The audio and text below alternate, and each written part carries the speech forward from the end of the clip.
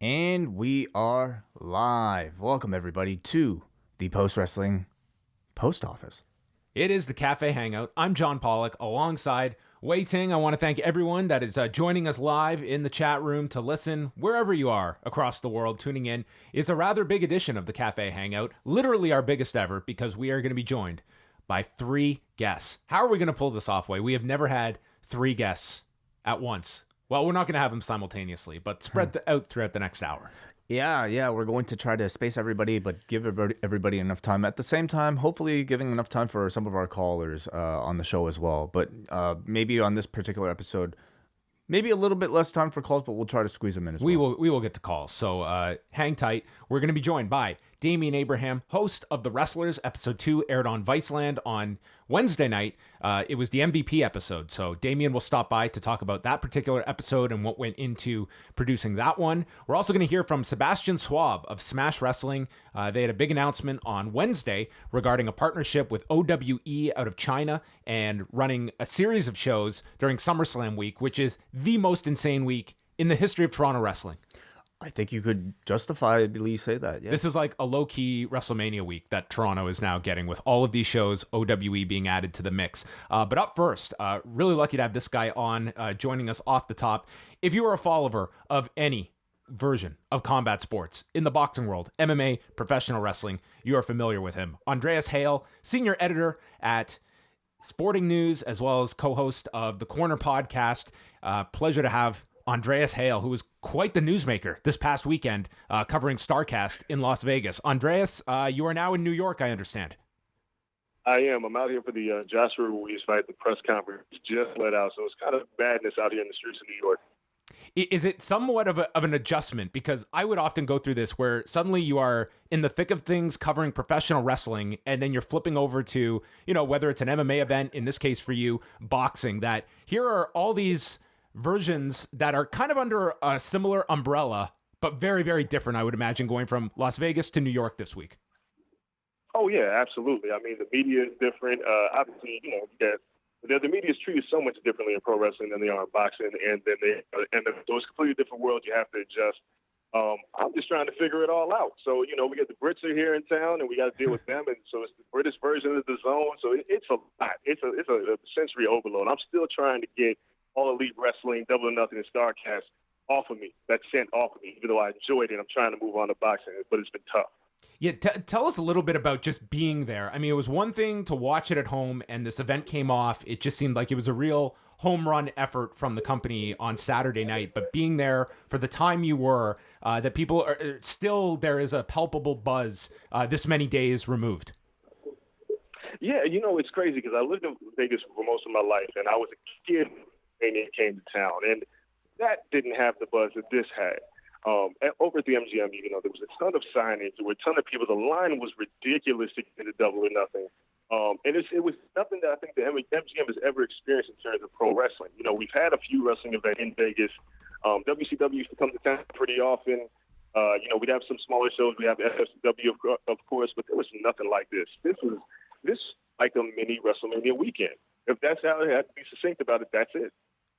And interesting as well, taking a weekend that the UFC had kind of really put their stamp on going back to 2006, that Memorial Day. That was the UFC was able to, kind of put their stamp on Las Vegas that weekend. And now they've slowly moved away from that weekend. And here is All Elite Wrestling that was able to go into a city that, let's be honest, is not a wrestling hotbed and really make it theirs this past weekend. I just think it was a real statement for this company to go in on a holiday weekend and just kind of dominate a major tourist section of the country in Las Vegas.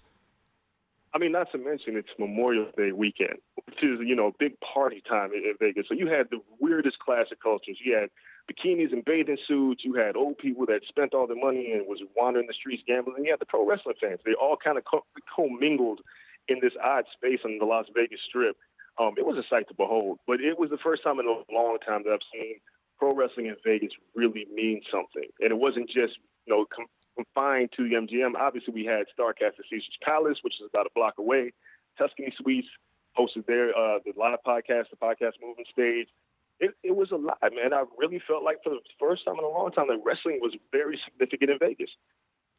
Speaking about StarCast, you put together what I thought was a really essential panel that I hope a lot of people go and check out, that you guys have put up now on your podcast feed. It's also on YouTube. Tell me just a bit about the panel itself and where the idea came from to put together a panel and discussing, different groups within professional wrestling that are either misrepresented or not represented at all. I found it to be really a fascinating hour-long discussion you guys had. Yeah, so it was called Wrestling with Stereotypes, a conversation about race, gender, and minority representation in pro wrestling. Being an African-American male, as a wrestling fan, I've always, I grew up with the Bobo Brazils and the Junkyard Dogs and the Crime Times and MVP, and they never sat at the top. And then when you looked at the women, you never saw, until just recently, the Women's Revolution. So between Kofi Kingston winning at WrestleMania and Becky Lynch headlining WrestleMania with Ronda Rousey in Charlotte, it seemed like the right time. And this came to fruition before WrestleMania was even, those matches were even announced. But the idea was just to kind of bring these underrepresented people together. We had Kenny King, Willie Mack, Kazim Famutier he was a former WWE writer. We had Chris Bay, local wrestler, and Marty Bell, who was on TNA, was in the CWC. And we all just had this conversation about, our experience as minorities, as fans, behind the scenes, as talent in pro wrestling. It's the first of many. Last StarCast, what I told Conrad was, you guys didn't have any melanin out there, so we need to have some melanin representation. We need to discuss this because it's a very important segment of pro wrestling. We're not just fans. We're not just here to do the job. We're really, taking hold of this culture, and these cultural discussions need to happen. So hopefully this is just one of many conversations I have moving forward in the future. Was this something that you've been planning on doing for a while, or was it just something that you wanted to do for this particular StarCast? No, this is something I've talked about for a while. Being a writer in the space of combat sports, I came to find out there wasn't many African-American writers in any of these spaces. So that really got me to thinking that, there are a few small pockets, but then it got me thinking of talent. So when I talk to talent, it'd be a little bit different. Or when I talk to an African-American boxer, they would converse with me a little bit different. Or African-American wrestlers or any minority wrestler, they would converse with me a little bit different. And we'd have these conversations about our experiences. How whether it was being booed or whether it was difficult. Because I've been mistaken for a fighter on numerous occasions. They wouldn't let me in as a do an interview. So it's our experiences. So that's where this thing, combat sport. Sorry, Andres, you're breaking up. You're breaking up just a little bit on our end. Hopefully, this is something that'll maybe fix itself. But do you mind just repeating your thought? Yeah. I'll say it again. I mean, it was something that I've wanted to do for a long time because minorities don't represent a big contingent of journalism in combat sports. And African-American male like myself felt like this conversation needed to be had a long time ago. So I've been waiting for the opportunity to bring this together. So this is not really something that just kind of popped up into my head. This is something I've been thinking about for at least 10 years to start having these conversations. Now the opportunity came up, and I want to take full advantage of it. I found it to be really interesting, some of the firsthand experiences people had on the panel. You had Marty Bell talking about at the beginning of her career being told to straighten out your hair, and just examples that are maybe not even examples of like what someone would necessarily define as out and out racism, but just these embedded beliefs that I need to look a certain way to assimilate into this particular environment, and these things that have just gone unchecked for so long that it's kind of just it's embedded, and it's something that by discussing it, you're getting this stuff out into the open of just the thought process that minorities may have of having to adjust their way of living to fit into this what has been a very white dominated industry for a long time. Yeah, absolutely. And I mean, that's the reason kind of why we had Cass up there, because we had to show some examples of what pro wrestlers have had to deal with in the WWE in terms of writing promos for minority talent. It's Cass, he's an African-American. He was just one, and he would write for the New Day. Of course, he wrote for Kevin Owens and a few other people. But he would run into these situations where he would see white writers tell, Willie Mack or Kenny King when they were in other companies to say a certain thing that it would never come out of our mouth. It would never be part of our experience. So it is a thing about assimilation and a part of losing our culture.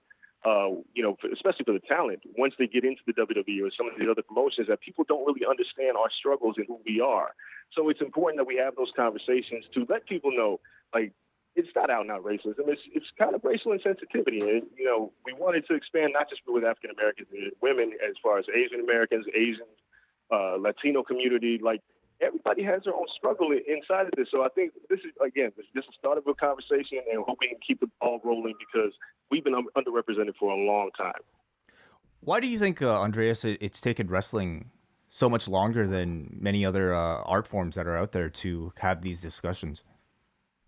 It's kind of crazy because, like, when you think of the WWE back in the day, back in the WWF days, or you can go further back, it's always been about exaggerated stereotypes. And the easy ones to grasp onto for minorities are these ones that are out and out racist. And as years pass, we kind of got a little bit more lenient on it. But when it comes to, white American culture, the stereotypes that are out and out are more like vanity. They're more three-dimensional stereotypes. But I think because we haven't made up a huge contingency of the writers or the promoters, I'm not saying Vince is a racist. I'm just saying he hasn't dealt with our experiences.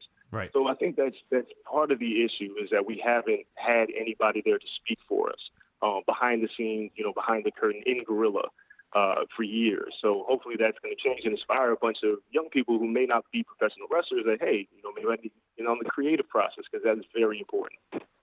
Do you feel like the WWE has, taken any strides, significant strides towards addressing a lot of these issues currently on their TV? Obviously, you had somebody like Kaz talking about working with the New Day. We're seeing what's going on with Kofi right now. How would you kind of assess how the WWE is doing in 2019? I'll tell you what has been better. Obviously, Kofi being champion wasn't something they planned. It happened organically. I think Vince and company have seen that, there is, you don't have to be, African Americans don't have to be heels to be stars in WWE. So you look at guys like Ricochet or Cedric Alexander. Obviously, we know, like, a lot of these guys are getting buried because there's so much talent that WWE currently has. But with the women's, revolution, evolution, whatever the hell you want to call it, with Becky sitting on top, with Kofi being champion, I think it's being booked pretty well as a fighting champion. You rarely have a champion babyface who's African American sitting on top of the company. So I'll say that they're making great strides in that direction. It's just something that took a very long time to get to, and hopefully it's a sign of the times that race doesn't really matter. That anybody who's a good worker can be a champion. So, yeah, I mean, you had to really appreciate the fact, Andreas, that here you went into StarCast with this idea of really opening up this conversation within the wrestling community. And I doubt you could have forecasted what would be coming out of this weekend when you put up the clip of Cody in the media scrum addressing like these very issues. And then Alexandria Ocasio-Cortez retweets this, which I cannot imagine what your Twitter feed has been like the last couple of days. And this becomes a much larger conversation at a greater level coming out of this weekend, that I found it really intriguing that here that this tied right into your panel. And now a lot more people were talking about this coming out of the weekend, specific to Cody's comments. Yeah, and that's kind of part of the issue with being an African-American journalist, like sitting in and seeing Cody make those comments about how he told Brandy Rhodes that he didn't see race, and then Brandy said, "Well, you don't see my struggle," and nobody really picked up on that. And that was the thing that I immediately picked up on in the clip that I wanted to put out. And when I put it out, I didn't think it would take off like it did. But obviously, a lot of people feel the same way because being colorblind is not the American way. The real American way is to recognize other people's struggles and acknowledge them and empathize with them. So when I put up the clip, I was like, okay, cool. I left, looked at my Twitter feed, and then all of a sudden, the video has 10,000, 50,000. And then Alexandria Ocasio-Cortez retweets it, and then it goes mad. And the great thing is a lot of wrestlers have DM'd me wanting to continue this conversation. Interestingly enough, fans of pro wrestling who are celebrities, the Wale's of the world, they've been interested in having these conversations. So I'm thankful that it did take off the way that it did. I couldn't ask for a better situation, but dude, my mentions were in shambles. Between the people that were truly supportive, then you had like the super Trump fans who were like, keep politics out of my wrestling. Like, I haven't been able to actively look at my mentions in Twitter for like 3 days because it's just crowded with junk. Yeah, I was going to ask about that because I cannot imagine a section right now of of online culture beyond politics that would be such a cesspool of comments that I'm sure you've been exposed to a greater degree than any of us could possibly appreciate? Dude, it's, my mentions in general, because a lot of people don't really understand, my mentions in general get filled with the most nonsensical stuff from me covering cultural angles in pro wrestling, boxing, and MMA. But when this thing took off, man, the right wingers came out, were upset. They were not happy about this because AOC is a big target anyway. She's on Fox News getting torn to shreds every day. So when this happened, it was just an excuse for it to fill it up and kind of tear it apart. So, you take the good with the bad. I'm glad it's getting a lot of attention. But obviously, there were people that were unhappy with this. But you know what I'm saying? Like, sorry for you guys. Like, these conversations have to be had. Just to follow up on that, you mentioned like the day-to-day comments that you'll receive when it's not even, something gigantic like that AOC retweet is like tell me a bit about just kind of your experiences as a black journalist, something that I cannot possibly understand, and kind of the comments you get. Let's be specific to like the pro wrestling community and the kind of feedback you get. Is this something like racially charged comments that come your way? Is that the exception to the rule, or is that something that is a day-to-day process for you, that you're seeing ignorant comments thrown at your way? I won't say it's day-to-day, but I would say it's more than you'd anticipate. Wow. There's a lot of hate that fills up into my comments. Just if I make a comment about anything racial in wrestling, and not even in a negative thing, just like I asked the other day where Cedric Alexander was. And he was chasing the 24/7 title, and somebody was like, they was like, well, can't you be satisfied with anything? You got R-Truth as a champion. I was like, Jesus Christ, really? Like, and it just became, and then it was just a follow-up after that. Wow. Like, here you go race baiting, and here you go bringing this up. And why don't you stick to combat MMA or pro wrestling? Like, it happens every day. And if I bring up anything, like Kofi being champion, the whole Kofi Mania thing, I don't know if you guys saw, but after WrestleMania, I asked people for the reaction videos to Kofi winning the title. Yeah. Mm-hmm. And it became this thing where Cesaro, Big E, and a bunch of guys sent out the same, retweeted my tweet, and I started with like 100, but I ended up getting thousands of responses from across the globe, not just from black people, not just from African Americans, but I got people from the Philippines, people from Chile, and we put together a video, a highlight package of people reacting in tears to Kofi's title. The responses to that video were, of course, it was a tremendous praise, but there was responses that were like, I can't believe you people are acting like this. Ugh. And now I was just like, this is disgusting. And it brings out the worst in people. It was like, why are you crying? Like, people ask, why are you crying? Well, my thing is, we haven't ever seen an African-American babyface hold the company's longest tenured championship. That means something to me. But other people was like, this is ridiculous. Kofi's just a coon. Somebody said that. Or Kofi's an Uncle Tom. And this is what I have to deal with the day-to-day. Maybe not every single day, but whenever I comment on pro wrestling and culture, this tends to come up. It's obviously it's disgusting that you're have to deal with that kind of just rhetoric that's thrown out there. Just as we wrap up here, as we speak, Kofi Kingston, they've just released a video of him landing in Ghana and just the hero's welcome that he has received there. How would you assess 2 months in with Kofi Kingston in this position right now, and what the company essentially backdoored into that? I think even the biggest optimist the week of WrestleMania going in could not have imagined what the reception that you got to see firsthand and that everyone has kind of seen in Kofi Kingston, just this beloved figure that was not in any of these plans, and yet we look at the result now of what they have on their hands here with Kofi.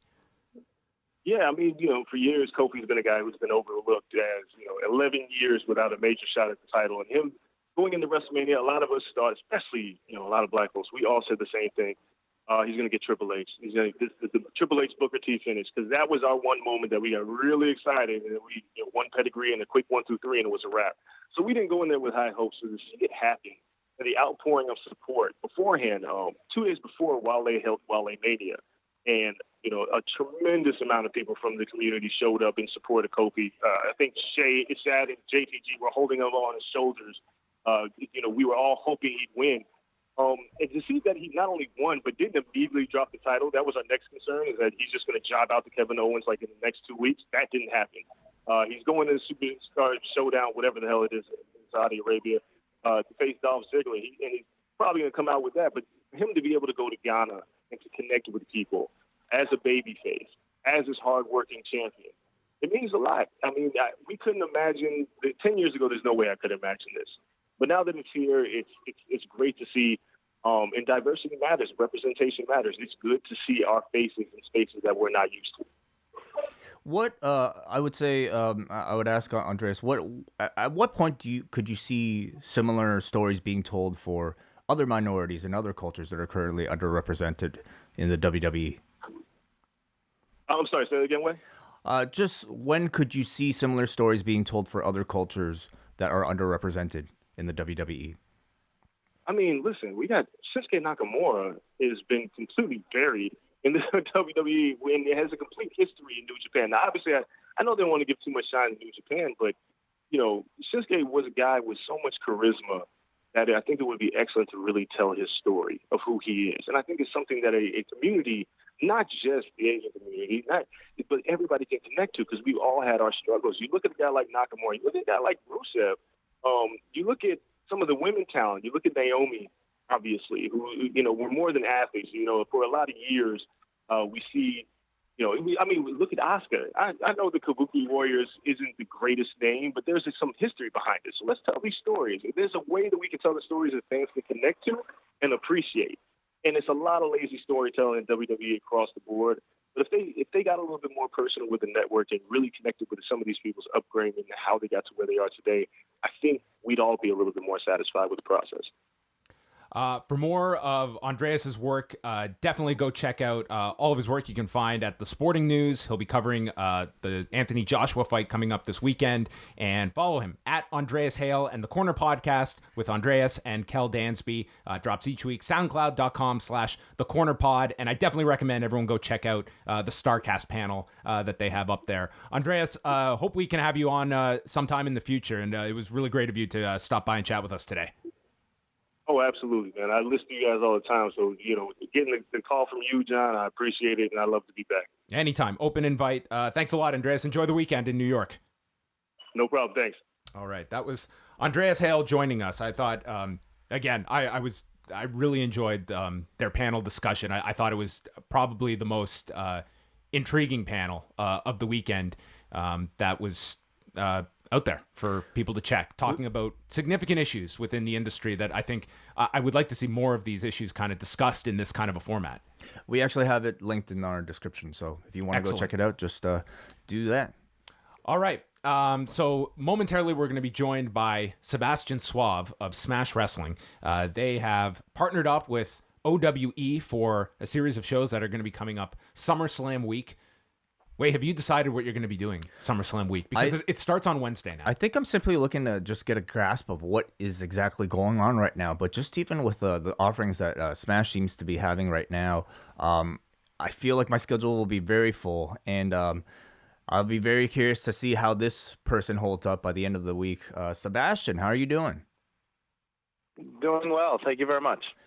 Sebastian, I'm not going to lie. As we are getting closer and closer to SummerSlam weekend, it is absolutely daunting this week. I think it is going to be the busiest week in the history of professional wrestling in this city.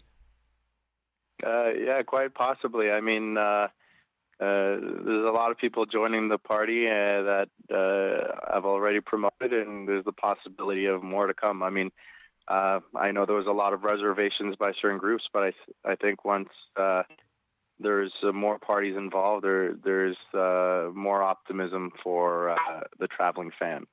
Well, I definitely want to talk about that week, and we'll get into the shows coming up this weekend. But the announcement came on Wednesday of you guys are partnering up with OWE out of China. They're going to be doing 2 shows during that week on the Wednesday and Saturday here in Toronto at the Met, which is home base for all of your shows that are going on.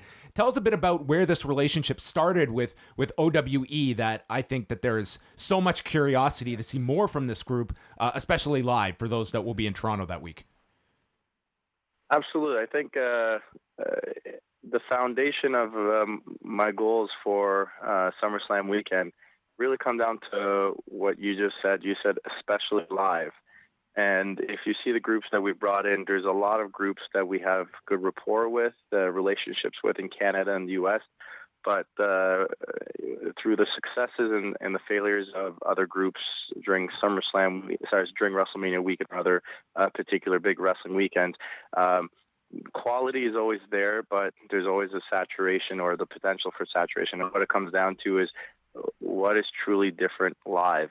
And despite the great relationships we've had, it's more challenging. It required more patience, but we went after Progress Wrestling out of the UK, WXW out of Germany, and OWE out of China. And if you even look at the all-women's collaboration we have for the summit, a wrestling fan has never seen Shimmer and Rise and Femme Fatale and Smash Wrestling, 4 premier women's brands, getting together. And if I'm not mistaken, Shimmer and Rise have never been to Toronto, let alone Canada. And even if Femme has been to Toronto, it's either their debut or it's not something you get to see every month or every year. So all these groups we brought in, we went for quality over quantity. And the reality is, outside of when we brought in Progress, people in Canada or in a lot of North American markets have not had the opportunity to see Progress live. This will be a very rare opportunity to see WXW live. OWE is the same thing. They just created their buzz, and they're such a unique take on seeing something that you haven't seen before, because it's not something like Progress, or if you followed online, it's these guys are blowing up out of nowhere, and before you can even digest who they are and what they're about, you're hearing about their partnership with AEW, you're hearing about the Unreal production and their expansions and how some of these talents may be the next best thing. And even for us, we're so intrigued, and we're on the technically as insiders in the industry, we're trying to digest everything, and new information and impressions are popping up with us. So really that's what it comes down to. The effort I wanted to put towards SummerSlam weekend was to offer something that you just can't see any week or month. I mean, nothing against any other large promotions that come in, let's say Ring of Honor or others. You're going to get an incredible A-plus product. But you see them twice a year in Toronto, and hope our efforts this weekend is to give you something that you probably won't see potentially in a decade or so live. And OWE took a little more patience, but they are the embodiment of seeing something, just not talent, but a style, and everything about them. It's different, and that will be refreshing for a lot of people, I think. Can you perhaps elaborate on what makes that product and that style so distinct for people who have not seen a whole OWE show? And maybe, yeah. I'm sure I'm going to be missing out on some stuff, but they essentially started training a bunch of kids who were 17 years old 2 years ago. I forgot what number they started, but almost like 250, 300 people, and here they are with whatever the number is, the final 20 or 30 or 40. So you have these kids who are training full-time, who are young, who are... Oh, okay. We've lost Sebastian. We will call him back quickly. So yeah, among the promotions that Sebastian was mentioning, there's going to be a Smash versus Progress show on Wednesday, August the 7th, and earlier that day will be the first OWE show that's taking place, and then WXW has a Thursday afternoon slot. Progress will have its own show Thursday evening. All of this again at the Midtown Event Center. Then WXW on Friday afternoon. Super Showdown, which is one of Smash's big events of the year, is going to be Friday night, and then the Summit takes place on Saturday, and that's going to feature talent from Shimmer, from Rise, as well as Femme Fatale. So all of these different promotions under this umbrella over the weekend taking place at the Met, with OWE added to the mix. And we have reconnected with Sebastian, and we were just there we go. we were just talking a bit about sorry, our fault. Kind of those that have never seen OWE before, and what kind of unique flavor they've been able to introduce to the wrestling landscape. So again, you're going to see a bunch of young kids who've been training, despite how young they are. This is all they're doing on full-time hours as a living since they're 17. And here's the best of the best that have survived. There's a martial arts kung fu style. OWE and the people behind it are very interested in showcasing something that speaks on the history and the roots of the Chinese culture, and a lot of the kung fu, a lot of characters are going to be driven off parts of their culture and history, and at the same time, there's small elements like to start a show. They literally give you, as the audience, a 101 of what you're about to see. So not everyone may be an educated crowd. They're literally going to tell you this is what it's going to happen. This is what you can expect to do as an audience. They're giving you a tutorial, which to us North American fans it could be mind blowing, or you might love or hate that take, but it's something so refreshing. And if I'm not mistaken, they also have an announcer who kind of speaks live during the show. I'm not sure if it's exactly commentary, but they're hyping up the crowd during the show. And if anyone just YouTube's, they're showing on one of those reality-based programs that's kind of like where you go do a performance from judges. They blew them away, and you get a small grasp of the kung fu style they present.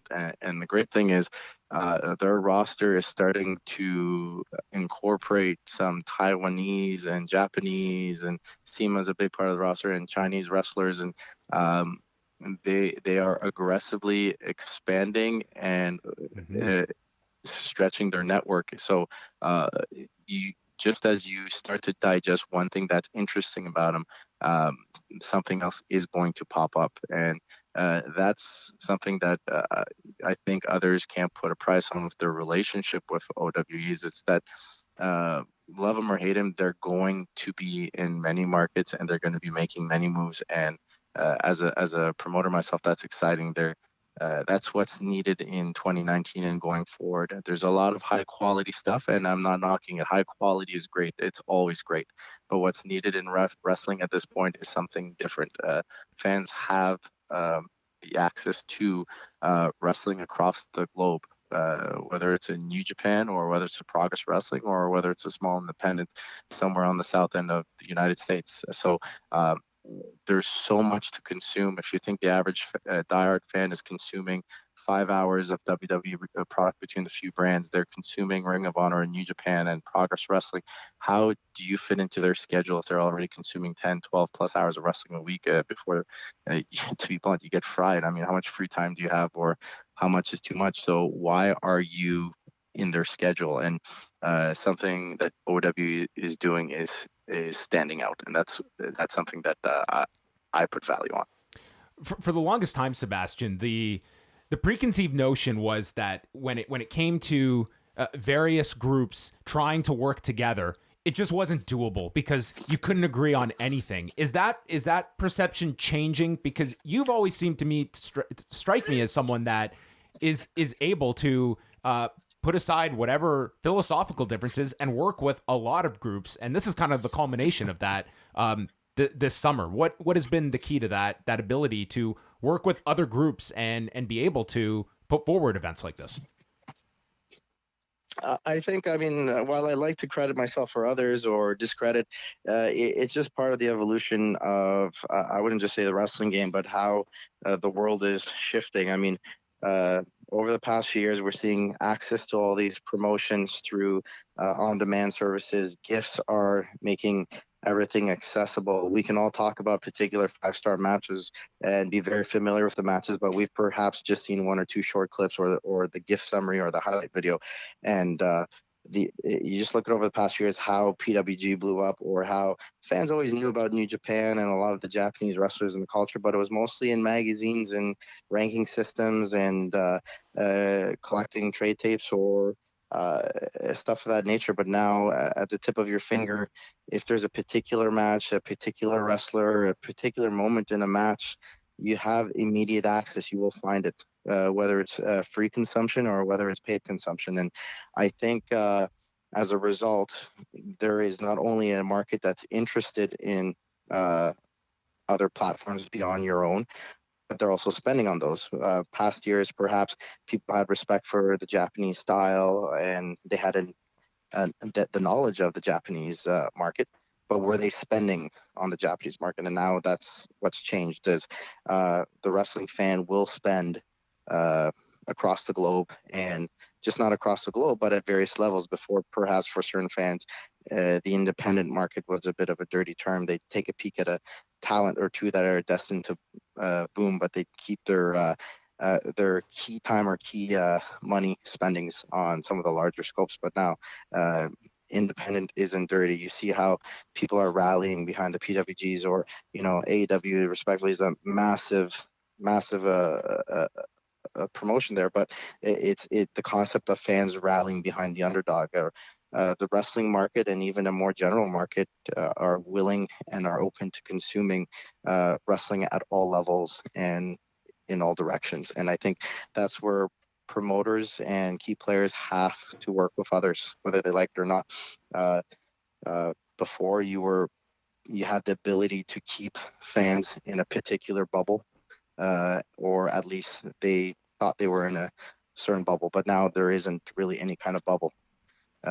People are being exposed, whether they want to or not, to a lot of variety, and I think that's a great thing. I think it's forced companies to be open-minded, and there's less leverage.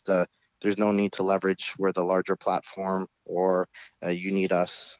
People are looking for long-term relationships over one-offs, and I think people are, they're seeing the success of other collaborations, and you don't want to fall behind on that. For us, it's I think we've had this conversation before, where eventually you can only bring in so many names, and your competitors can bring in so many names, and even if you bring a fresh face, it still has the same feel and vibe to it. Eventually, we brought in brands rather than just a wrestler, and when we brought in CZW or What Culture or Progress, that was fresh for our market.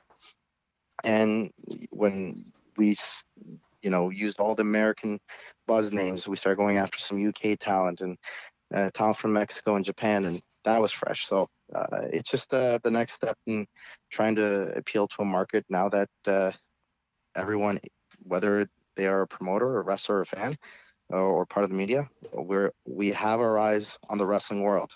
Everything is accessible. So it's an interesting time, and it allows for a lot of variety. I mean, a lot of creativity. I think it's giving opportunity, like I said, to wrestlers, fans, to promoters to be very creative, be innovative. SummerSlam weekend, you guys are putting on what seems like 9 shows. Is it thus far? Yeah, it's 9, and we're going to cap it at 9. Originally, we wanted 13, but we're going with quality over quantity, and we got the right partners, and everyone pretty much being international or trying to not bring their B efforts. Everyone's trying to bring their best. It's going to come at an arm and leg, and we understand that all the promotions are doing their best not to, pump those ticket prices too high. So our goal is for everyone to succeed, and it seems we have a good variety. The Summit's appealing to a women's wrestling market.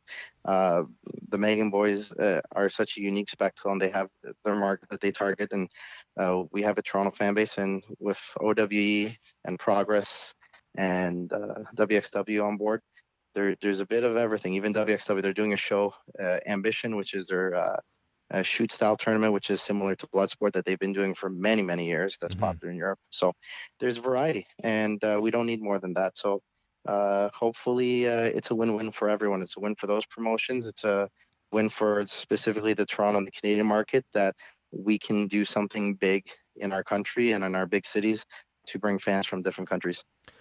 In the immediate future, this weekend, you've got the Northern Tournament going down. You're running Saturday and Sunday night at the Franklin Horner Community Center. And, of course, the first round matches are going to be on the Saturday night, including Ultimo Dragon against Matt Cross. You're going to be taking on Lufisto. We'll also feature Tyson Dukes, Mike Rollins, SSB, some excellent talent here.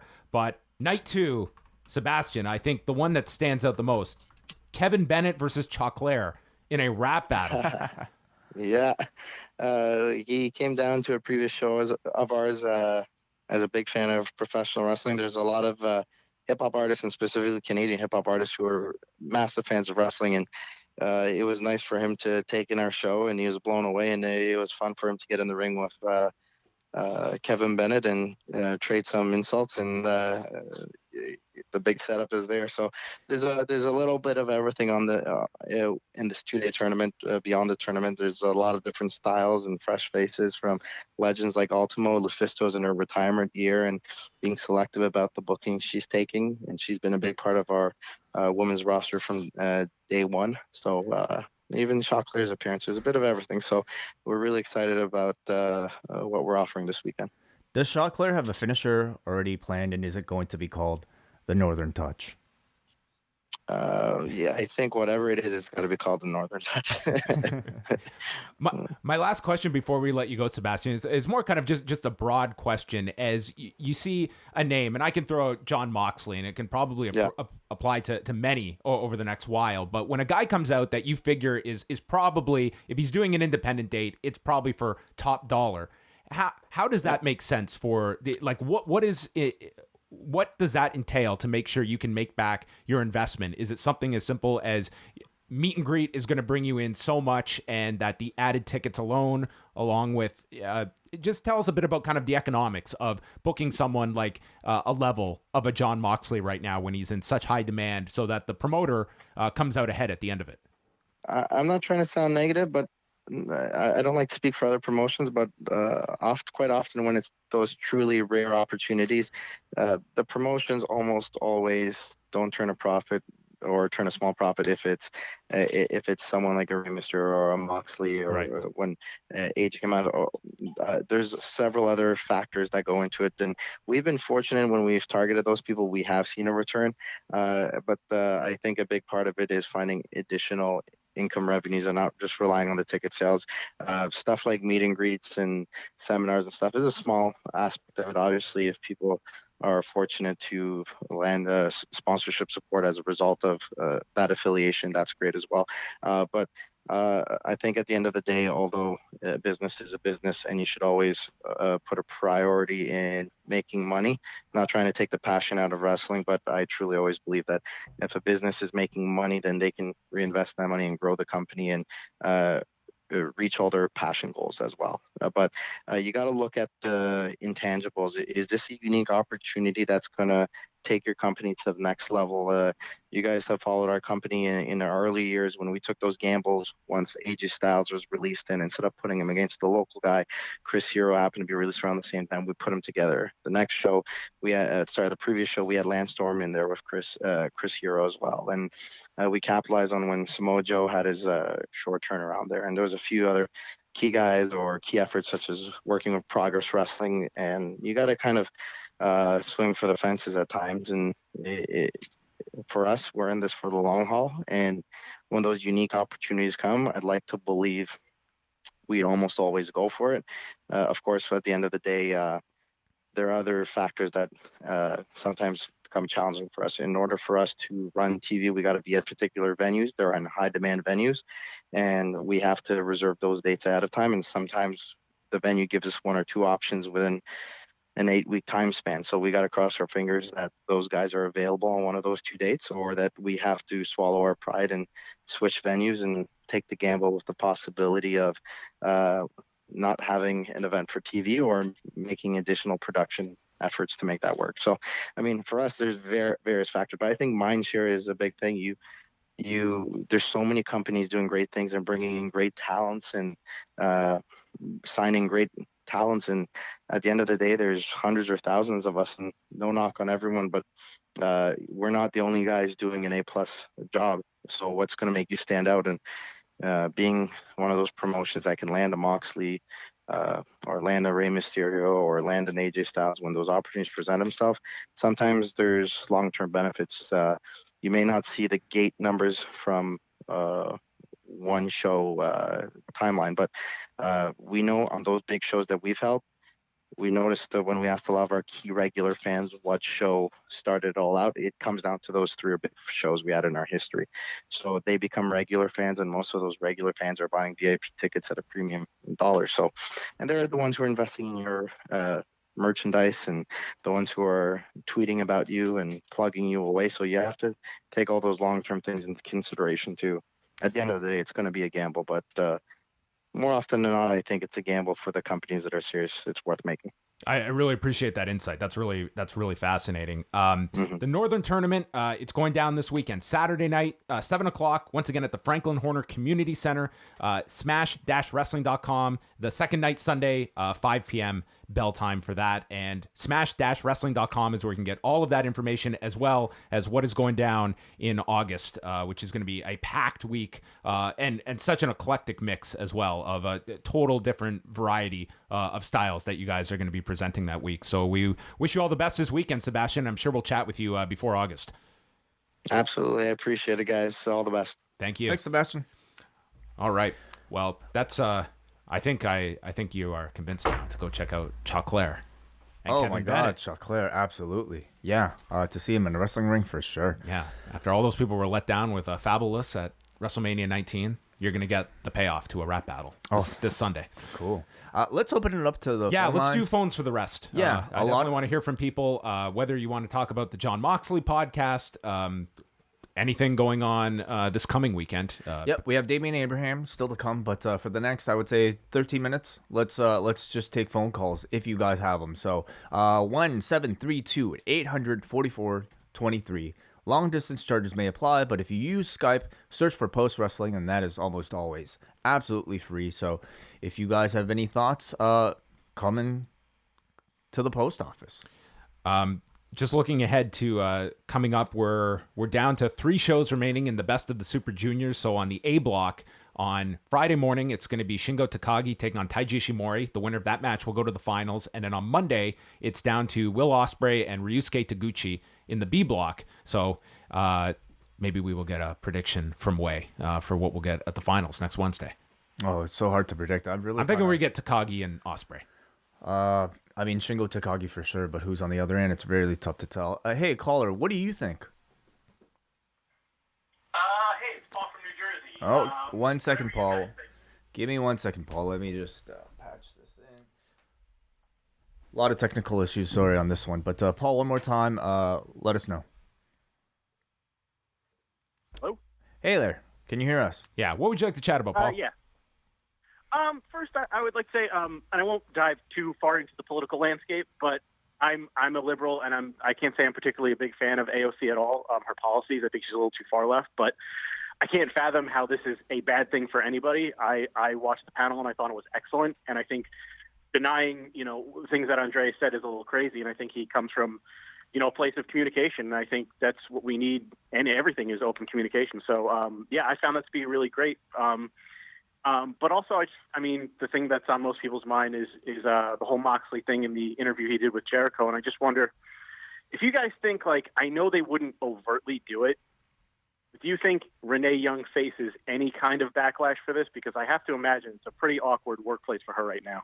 I really don't think so, because it would be so transparent, and I think that it would do way more damage for WWE to so blatantly show their hand like something like that. I really don't feel you're going to see anything that will reflect on Renee Young, much like the same with AJ Lee, who was did not have to bear the brunt of any of CM Punk's comments. So it would certainly surprise me. I don't think that this version of WWE 10 years ago might have been very different. I really don't fathom it happening today.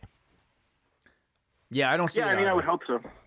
I don't see it either. And I'm also just really trying to think how they would possibly punish her. What, take her off of that commentary desk where she is only there to read lines anyway? Yeah. I don't know what they could really do. If she was a wrestler, I think it'd be one thing, but as a commentator, I just don't really see it. Yeah, I definitely as a wrestler, because I saw it with AEW, Peyton Royce was tweeting and Naomi and stuff, and I was like, oh, that's cool, they're being supportive, but I hope they don't get in trouble. But yeah, I just last question, I'll let you guys know. Do you think with this Moxley interview and with talent being unhappy, do you think there will be a change, or do you think Vince is going to double down? Because I'm just curious on what they're going to do going forward. Not so much a doubling down. I do feel that they are in a situation at the moment where they are more open to adjusting the program. They're not completely. They don't look at this television viewership and the overall attitude towards their programming and are just putting their heads in the sand. I think there's an acknowledgement that there are adjustments that need to be made. So I think that now is more of a an open canvas to present those changes and maybe more ideas getting through. But do I see any wholesale changes because one performer is outspoken? I really don't. I think ultimately this is a product that it is set in its ways with its lead showrunner in Vince McMahon, that's not going to change overnight, much less over a podcast. So I really don't feel you're going to see enormous changes and anything changing the philosophy of how the show is put together. Perhaps content, you may see different ideas thrown at the wall, but I don't know if necessarily the actual execution and the process of how they put this show together is ultimately going to change for as long as you have that particular person running the show. Yeah, I tend to agree. Thanks for taking my call. Have a good weekend, guys. Thanks a lot, Paul. You too. It's interesting. Today was, do we have another call? Yes, we do. Okay, yeah, continue your thought, let's keep though. going. You can continue your thought. Well, today was the NXT conference call, and Paul Levesque is, of course, hosting these calls. And I was talking to a friend of mine before this, and we were both throwing out like how he addresses AEW, which was inevitably going to come up in this conference call, and it did, where someone was going to ask him about the throne bit or just seeing the show. And I think that the obvious answer is, I didn't see the show, or maybe I saw a clip. Ha, you laugh it off and you don't care. What would have been a really intriguing answer if you're Paul Levesque looking at this from an overall situation of how do I adjust certain people's attitudes, given that this is a call that is directed towards wrestling media and wrestling fans, that if Paul Levesque were to say, I watched the show on Saturday because I was curious to see what these guys were going to do. And he says that I thought they had a great first outing. And now it's our job to go out on Saturday and have an even better show. I think that is an answer that people scoff at, and of course was not going to be his answer. But you throw out that kind of idea that here's a guy who is inherently next in line that has an open mind to watch how others are going to present professional wrestling and not be in such a bubble to say, to either ignore the competition or to degrade them, but rather say that I'm interested to see anyone succeeding at this. And you kind of change this narrative around in terms of how the WWE is perceived to the outside audience. I just don't see that happening. Not for a while. Not when you're, I think, in the position that the WWE is in, so much like on top of the industry. I think that type of acknowledgement. What would your reaction to be a comment like that? Like that to me would tell me, here's a guy that, whether this is lip service or not, tells me this is a guy that has a very different view of competition, and for pure PR purposes, I think positions him very well as not being burying your head in the sand. I mean, that'd be for him, but when he has to have family dinner with, my father-in-law afterwards, how is that person going to look at it? I think it was already odd enough that he made those comments at the Hall of Fame. I think at this point, giving any type of credibility and acknowledgement to the competition is just not something I see them doing. If it is, then, I mean, they did it on Monday. If it is, I don't see it in a positive light, like a comment like that would be. But caller, do you have any thoughts? Oh, I have many thoughts. How are you? Oh my God! Of course, we have to get to Brandon from New Jersey. What are your thoughts, Brandon? I just find the pro wrestling thing with punishments for, I mean, something that your spouse does that is just totally innocent, ridiculous. Like, what's Renee Young supposed to do because her husband found a better opportunity after being a free agent? Well, let's also be fair. They haven't done anything yet. These are only things that we're talking about and proposing, and so they haven't really done anything. I mean, they've been doing this stuff for years. It's like so stupid, and it's sophomoric and immature to punish someone for. I don't even know what she did. She didn't do anything. It's dumb. Did you not follow the revival for the last 2 months? No, this is the industry we're talking about here. Uzi hot. Yeah, I mean, it's bizarre. It sometimes makes you want to hate pro wrestling for the stupidity that these companies do to these guys. Any other thoughts on the week in wrestling, Brandon? Well, I got an MMA question real quick. John specifically? I know Way doesn't give a shit, but no, he cares. He can't wait for Gustafson and Smith. He's been going back and forth all week. fight, right? I mean, Gus should be the favorite. I think Gus should be the favorite. I mean, Jeff Carter, right? It looks Yeah. like a Jeff Carter bootleg, but yeah, I mean, Smith, he hung tough against John Jones, and he could do it again. But I just think Gus has the wrestling to wear him down. I think Gustafson's going to look very good in this fight. I feel he's going to stop Anthony Smith. I'm looking forward to Gallegos, though. That dude's a hammer. He is a hammer. He's a really good fighter. What was your MMA question, or was that it? That was it. I got nothing. Brandon, we always appreciate hearing from you. We're going to move on. I love you guys. Thank you. All right, we move on now to Hansi. Hansi, what's going on? What's going on, guys? Hey, I want to chat with you. Well, okay, go ahead. What's up? All right, I have not purchased it yet. Have you bought the new Howard Stern book? Oh no, No? dude! I have not bought the new Howard Stern book. Is that out of protest or out of just interest? Well, kind of both. It's like this conversation right now. It fits into professional wrestling because, you know how WWE fans are outraged by, the complacency of the product. Yes. The same is basically going on with the Stern show, and it has been that way for a while, where people feel like some of the original cast of characters and people have been shafted away, and I unfortunately am one of those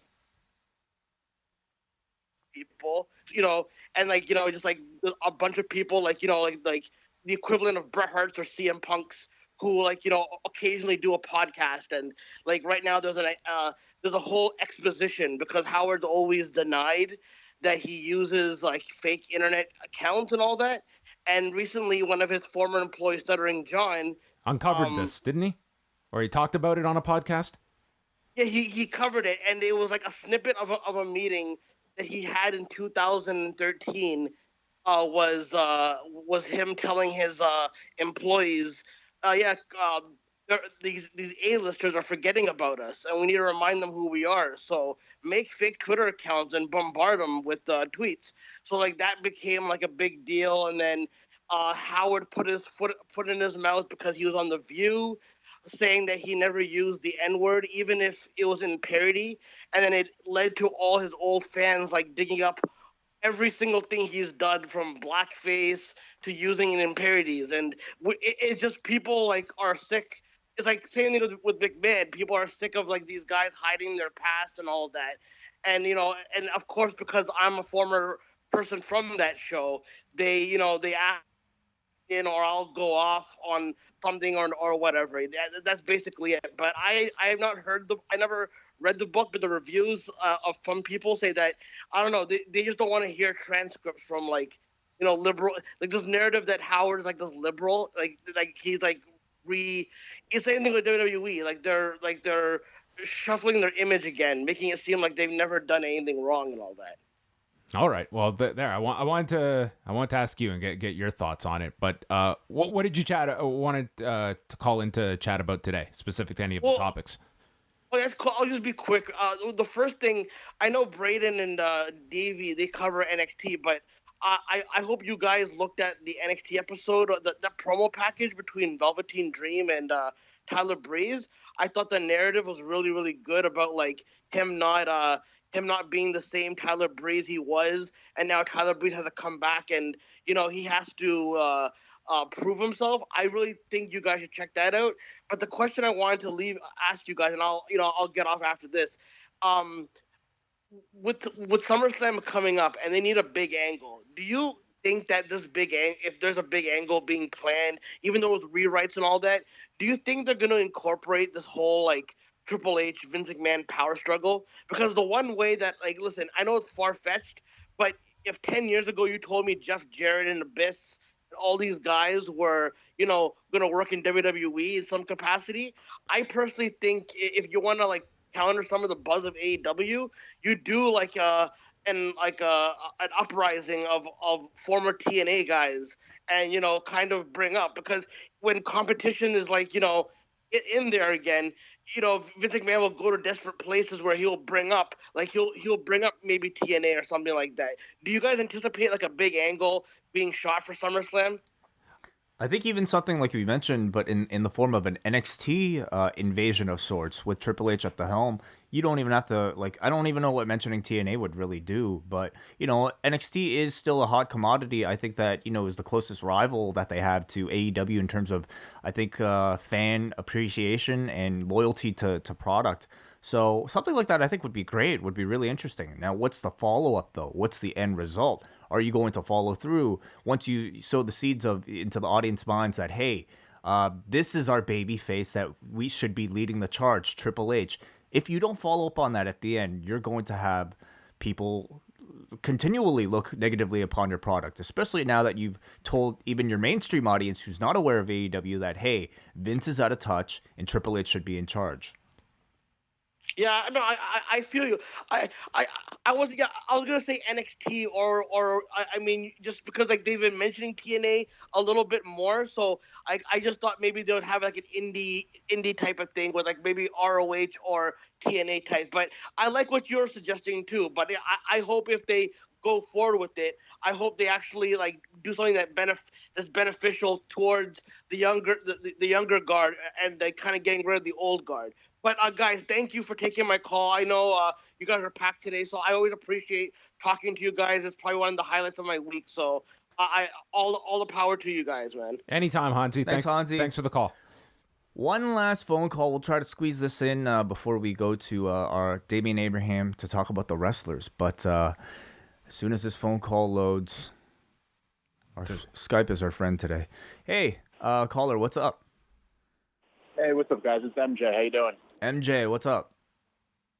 I was very wrong about the WWE stock, and unlike the chairman, I can admit when I was wrong. So that's first and foremost. What's the price right now? 72-ish. Right. And do you see it making any type of recovery? Yeah, I think the Q2 earnings, when it has Mania and the Saudi show built in, like those will be really strong. So it'll get a nice bounce from that. But like in this market right now, it's probably not going to make as much a run as it did in the past. But I didn't think it would come down this much. It's down like $25. Yeah, they've had a hit ever since over the past month. But I feel you're probably right with the second quarter report. That's going to paint a much better picture than the first did. And I think that there is still perhaps a false sense, but an optimism nonetheless that the Fox deal is going to be so transformative for the popularity and what it's going to open up for the company. And maybe there will be something to that, but I'm more hesitant than others that it's going to suddenly grow their audience on Friday nights and that it's going to open up all these other doors that Vince McMahon was really promoting on the last earnings call of like how big this deal is going to be for them. It's going to be wait and see. I hear New York in the background, MJ.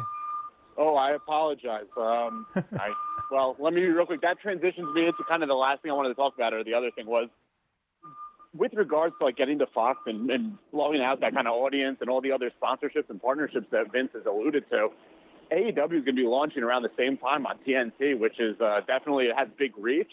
And you're starting to see an erosion of the audience on a week-to-week basis. And if I'm like a sponsor, you look at kind of who spends money, who's the audience that is spending money, and clearly the wrestling fan that spends money is supporting AEW.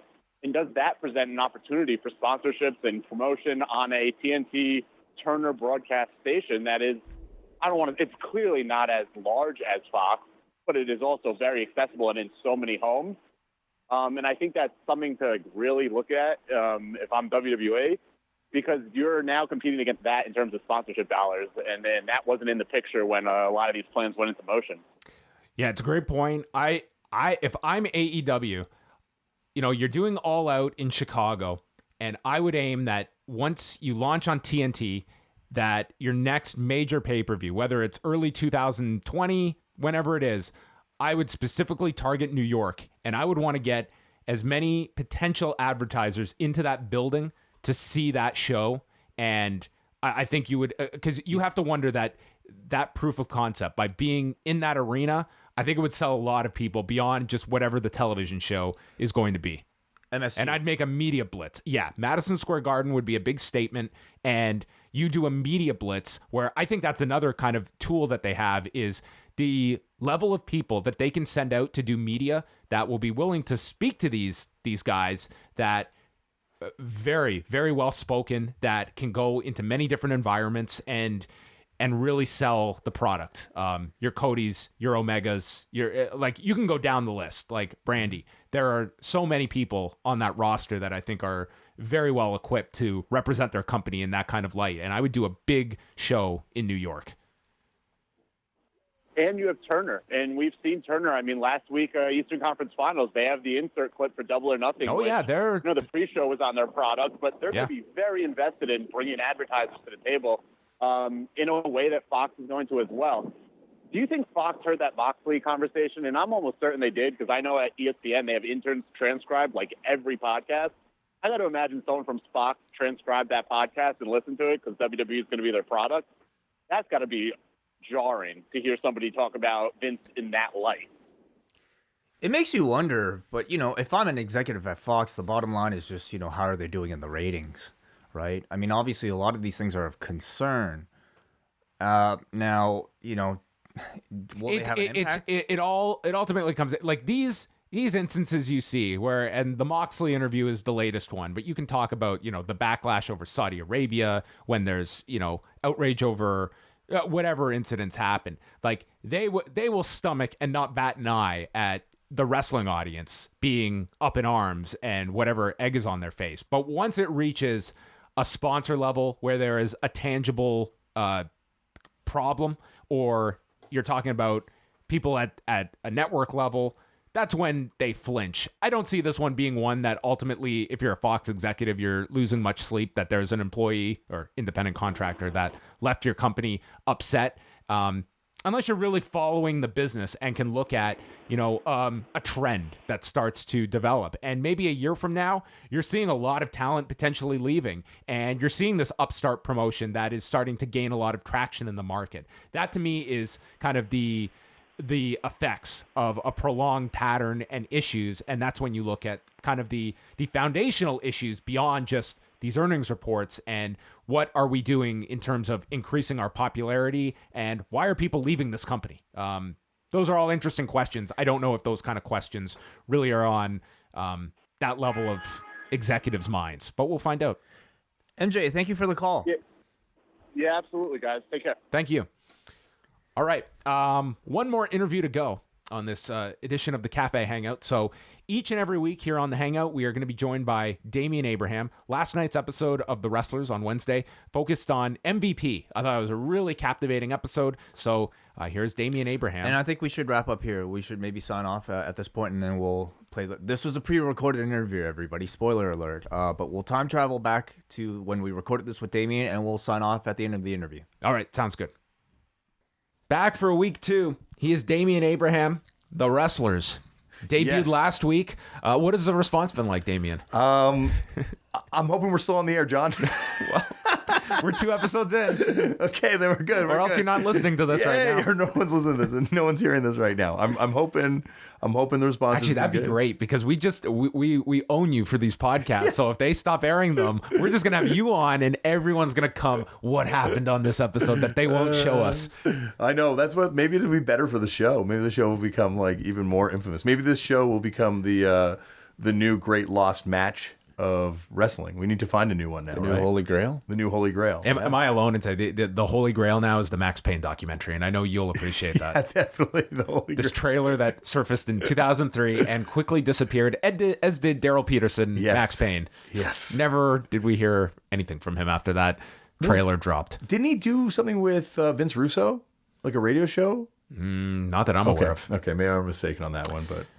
Well, today we're chatting about the MVP episode, which was the changing face of wrestling. Mm-hmm. And it's certainly like a biographical portrait of MVP, but also branches off into the next generation. And it's kind of like MVP is almost playing at times the subject and others almost like a co-host to you with the likes of Sami Callihan and Shane Strickland. And I think some really endearing scenes with him talking to that younger generation and also kind of working through his own like, where am I today in pro wrestling? And I don't think he knows the answer to that. Like, what is my current spot here as I'm approaching? He's now 45 years old. It's funny with MVP because he's actually 10 years older than he should be, because he didn't start his career till 10 years after a lot of other wrestlers would have started their career, right? Because he was in prison. So when he gets out, he's training, a little bit later. He gets his shot in the WWE a little bit later, and his shot in New Japan a little bit later. So yeah, now he's at a, sadly, a point in his life where he's like, I don't know if I want to be doing this when I physically can't do it the way I want to do it. So he's looking at life after wrestling now, which is the original idea for this episode, was to do something about the idea that what do wrestlers do when the journey's over? And it's really a career that asks a lot of you. Physically, it's going to ask your body. It's going to take a lot of your mind in some cases. And then you've got to find out what you're going to do for the rest of your life. And, luckily he's had a pretty unbelievable career, but still it's like, he's only, 45, like a lot more to do with your life. Did you expect that, through following his story, you were able to branch out to so many other facets of professional wrestling? I mean, through this episode, we got to see him not only, talk about his WWE New Japan experience, but also seeing him wrestle in front of 30, 40 people at that indie show. And then even onto producing at MLW. Yeah, we kind of knew, but this was sequentially one of the last episodes we shot. And by this point, we were pretty comfortable being around wrestling and shooting wrestling. And also we knew a lot of the players. Like we had been, if you watch throughout the series, you'll see Sami Callihan a lot because that's just the nature of wrestling. Yeah. And then also if you look in this episode too, you'll see Darby Allin in the background of one part. You'll see Mia Yim. You'll see a lot of people that come up later on in the series. Were you ever crossing over, like shooting for different episodes, or was it pretty? Oh, it was. So. Yeah. There were some times where it was actually a bunch of really fortunate situations where we didn't have footage of certain people wrestling, and then we'd show up at a show and be like, oh my gosh, yeah, you're on this card. That's incredible. Or like someone got on the card last minute. There are a lot of fortunate things like that happened. But yeah, you wind up cross shooting for some stuff. There's less of it than I thought because, we actually shot MVP wrestling Rob Van Dam, and there's very little of that footage in here. And it was a great match at PCW that went all over the building. But, it was very early on, and we wound up not using the footage for this thing because we got enough with MVP during the shows we were at with him. It's also evident you have a subject in MVP that was like it's just such a world of difference when you can tell someone wants to be profiled and be open as much as he was. And I think that's like with Gabe Sapolsky, I think like it's a major trust factor that I'm going to allow a camera crew to not just shoot me and my story, but my child. I think that's a huge trust factor to be able to have, and for him to be able to take you to all these different places and relive his entire story. Like it just seemed he was very much willing to share his story and be critically honest at times, whether it was steroid use, whether it was drug use, whether it's, his own fears of his mortality, saying, hey, I'm in my mid-40s. This is when wrestlers can typically pass away. Yeah, he's someone that I've been lucky enough to be interviewed for a long time. And Gabe was another person I'd known for a long time. So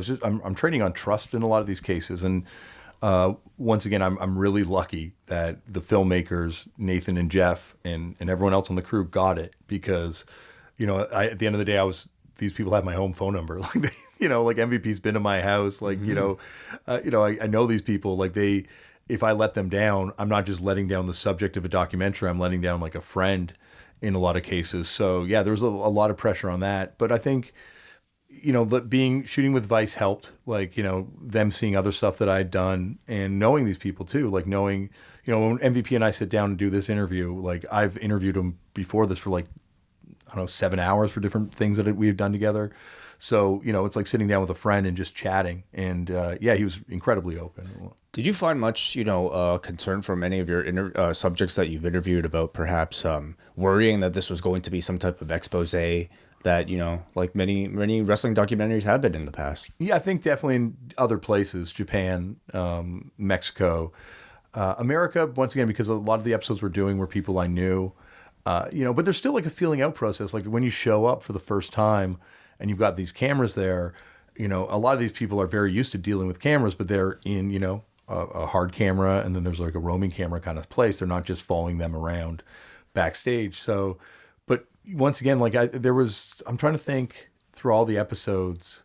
There are definitely people that said, "Don't film me. I don't want to be filmed." Well, I found like one of the most interesting scenes from my perspective was MVP is letting you in on, like, he is leaving no stone unturned, but the breaking point to stop filming is the finish has been changed on the MLW show, and me and Sammy have to talk about the new finish. I was like, that is the third rail that we cannot touch. Yeah, and that also was... And I think that was also more deference because he's realizing Sammy hasn't been told about this, and he is not trying to do a segment here where gotcha on camera with your reaction. I think that was more out of respect to Sammy. He's not been clued into the changes. Well, there was also the fact that it was Sammy had to go to Japan, like 2 days later for MLW or for New Japan Pro Wrestling.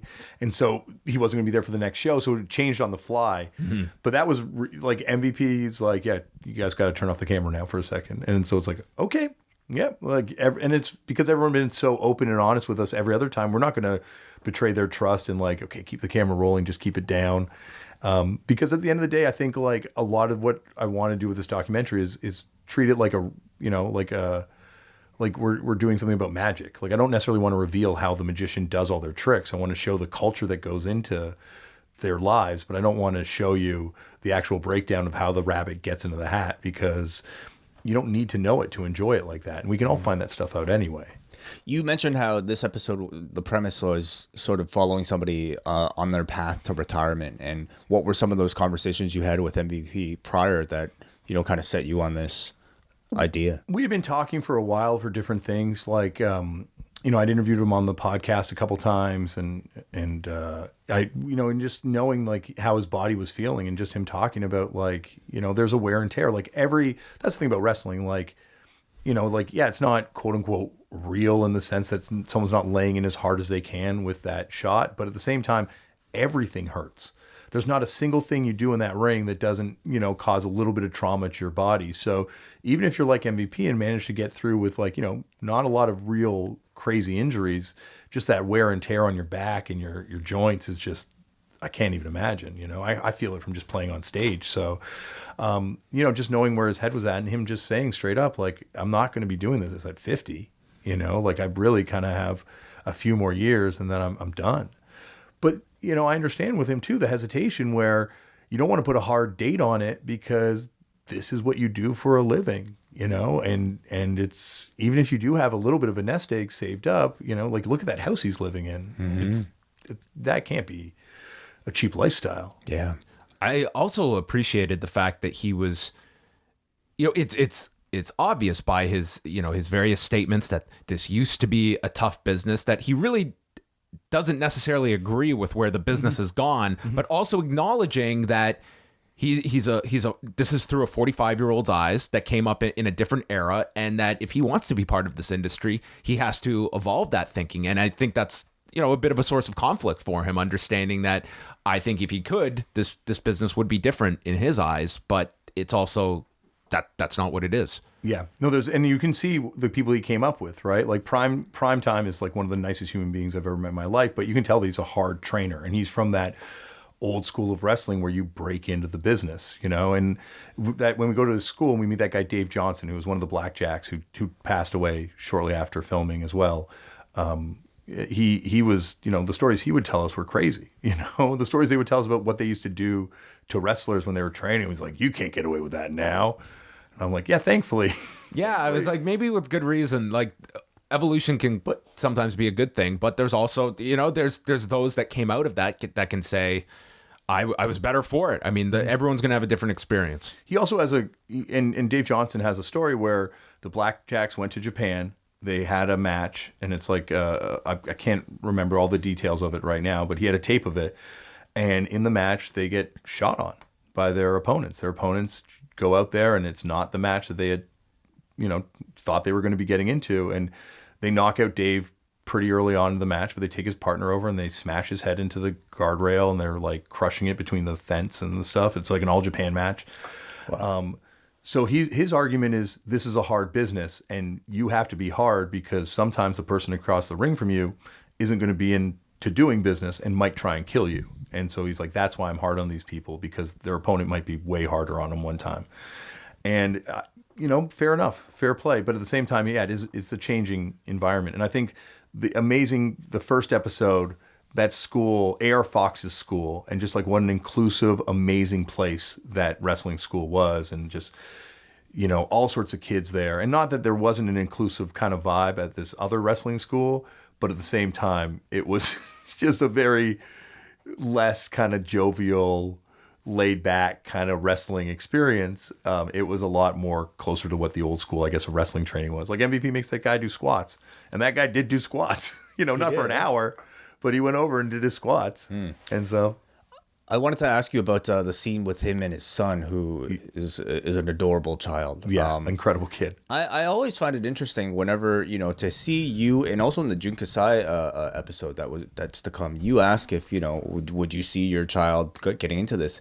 And I would say, like, most of the time, if not almost always, you hear them say, no, I don't want my child getting into it. And to me, that's almost like them saying, I obviously love this business. I love doing all this, but I wouldn't want to put somebody else through it. It's almost like a tint of like, I don't want to say regret, but more like, this is my sacrifice that I'm willing to put out there. I don't think other people should or could even do it. Yeah, definitely. Like, well, Phoenix brings it up later in a future episode too. Yeah. No, I think every parent, like, I can't think of a single parent that's like, I can't wait to watch them grow up and walk in my footsteps and start to wrestle. And I think it's because they feel that pain, that constant pain. Like it is like a.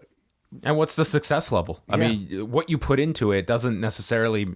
It's not like this transaction that I will sacrifice my body and in turn I'll be taken care of and my kids' lives will be better. It's like, no, you could give your body for this and be broke at the end of this and never get your big contract. Like that's it's an enormous gamble. Well, look how many people like, selflessly, but like kind of gave to MVP for him to become a star. Like how many people you've never heard of that were key wrestlers on his journey that, trained him or wrestled him. Like these are the people that just didn't get to the level he got. And MVP's like the one person, like, and it was awesome being at this school, them being like, yeah, we never charged him ever because we knew he was going to make it. And we always wanted to see him make it. We all believed in him. And he did. Here's this guy who had all the gifts and was able to apply them. And it's sad it had to be later because of the prison sentence. But I think that's amazing that WWE never. I think in general, like you get these characters, and we love wrestling characters, but then you hear the real stories, and you're like, well, the real story is actually like kind of more interesting than the character. Oh, absolutely. I mean, I'm assuming the whole PG thing probably, Yeah.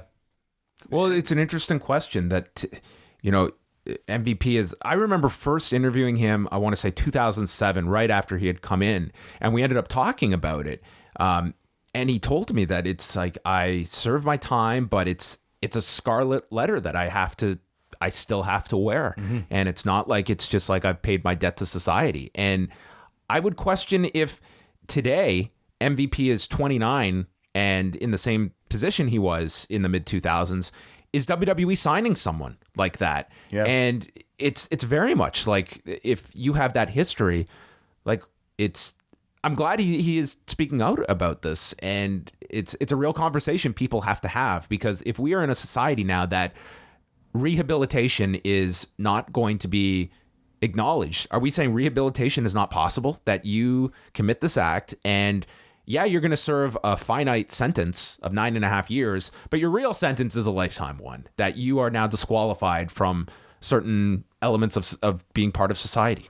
It still falls him around. He's still like, if he applies for, like he actually did sell that house, right? And he applied for to get an apartment, and they had an ex-con box, and he got turned down for a bunch of places with millions and millions and millions of dollars in the bank from this house sale. Not million. I don't know the actual finances of it, but like money in the bank, and able to, theoretically walk into any apartment and just say, hey, here's first and last. I'm going to move in, but he still has to click that box. Like, are you a convicted felon? And then, and here we are, years removed, like international fame removed, and it's still something that is very real for him. And it's, when do you get past it? Like, when are you rehabilitated? Like, how many years have to go by? And it's something, I guess, as a society, we kind of have to answer, because he is, you talk about him being an anomaly in wrestling, like for an ex-convict to come out of prison, having gone in at such a young age and to wind up in the position he's in now, that's got to be, 1 in a million, right? Like literally probably something like just to even make it in the business, I would say those chances are very slim. But to come from his background as well, it's insane. Talk a bit about Shane Strickland and your interactions with him. Shane is one of the best wrestlers in the world, and he can do every single style. And you see that match versus Ricochet, which that's the first MLW show they had back. The very first MLW show, and I think that's like a classic of this era. Like, there's just so much stuff in that match that just looks ridiculous. Like, even watching it back, and I remember being in the locker room, watching it with everyone on the monitor, and just people being like, "Oh my God!" Like, there's that scene, that move where Strickland, I think, jumps off the ropes and he gets caught with Ricochet's drop kick, and it's just like how the timing is just incredible. And I think, Shane Strickland's another guy who comes up later on in the series. We see him again doing other types of wrestling, and he's just someone who can go all around the world and do every single style, and is just so emblematic of like the new breed of professional wrestler, which is someone that, is like a Joey Janela that you can put in a ring with, like, a Japanese veteran, or you can also put in the ring with MJF. You can also put him in the ring to put on some crazy comedy match. Like, these people can do everything because they grew up watching everything. They grew up on YouTube wrestling. They grew up on, if not DVD wrestling before that. And so they've seen all the best stuff from all over the world, and they want to put it all in there. Has MVP watched the episode? Yeah. And how did he feel? He liked it. He definitely is. I think, I don't want to put words into his mouth, but I think he was pretty happy with how he's still talking to me, put it that way. If you had a situation that you were really, let's just say hypothetically, you watch this and you're really happy with it, and he, for whatever reason, hated it, would that ultimately alter your opinion of it? Or could you be able to separate that this might not be, it might be uncomfortable for the subject, and it doesn't have to be MVP, but ultimately this was a great story and I'm glad it came out the way it did. Do you think that you can separate that from just the opinion of those directly involved? I think for this one, maybe not, like certainly for other things I've done, I can definitely separate, be like, well, this is why it had to be done. But I think this would be one because of the story we were telling, where if he's like, you completely missed who I am, I would be like, wow, I maybe I should go back and rewatch this, and I think this, like if one of no one's come back and said they hated it yet. There's definitely probably people that don't like it as much as, I thought they would. Or Kota Ibushi is just going to be furious. Oh my God. Well, that would break my heart. Then I'll scrap the series. I got to take it down. But also, like, I would have nothing to stop them, right? Sorry, I'd have no recourse. Like, if they were like, this sucks, you got to change it, I'd be like, well, I'm kind of just like a cog in the machine, like I really, there's this filmmakers and there's the editors and there's all these other people that are in the pros, what it's like. And so, have you ever been the recipient of that? Definitely for cannabis stuff. Oh, tons. And we've also, like, cannabis stuff is like, that's why I love doing the wrestling stuff, because ultimately we're all driving in the same direction. With the cannabis stuff, there's a little bit more journalism kind of to what you're doing, in the sense that you got to be a little more critical.